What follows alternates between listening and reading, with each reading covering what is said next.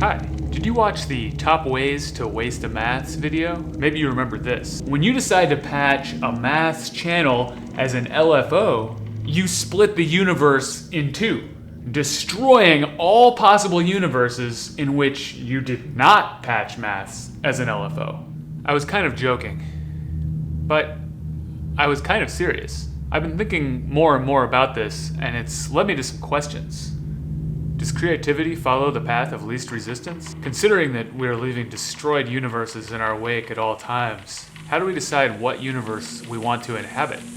Or better yet, create? Sometimes I go on day hikes on trails around the Blue Ridge Parkway. The fun thing about the way the trails are set up is that in most places, a given segment of path will intersect with several others. This means we can park at the same trailhead multiple times, but each time we go, we can change up the route and experience a unique path through.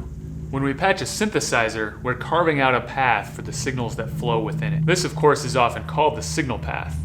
Over time, as we patch more and more, we find paths that work, and we repeat them. These paths begin to develop identities, and they become sort of building blocks that we can easily expand on or create variations of. In the early days of modular synths, the standard voice patch, VCO to VCA, opened by a function generator, became such a common foundation that it was eventually hardwired right into the architecture of keyboard synths, from the Minimoog to almost every keyboard-controlled synth of the last 50 years. And that same signal path lives on in modular synths too, as not only are most voice modules and so-called semi-modular synths set up to make this particular path very easy, but I'd wager that at least 90% of patches on modular synths take some variation on that path. In fact, last week when I was revisiting some of our videos on this channel, labeled Patch from Scratch, I was amused to find that in many cases the video opens with a basic voice patch already patched up. It's so ubiquitous it almost doesn't need explaining. Okay, I think you probably see what I'm getting at here. Every time we patch, we're making a decision. The well-trod paths exist for a reason, but let's not forget to create a universe where other paths exist too. So let's try out some paths.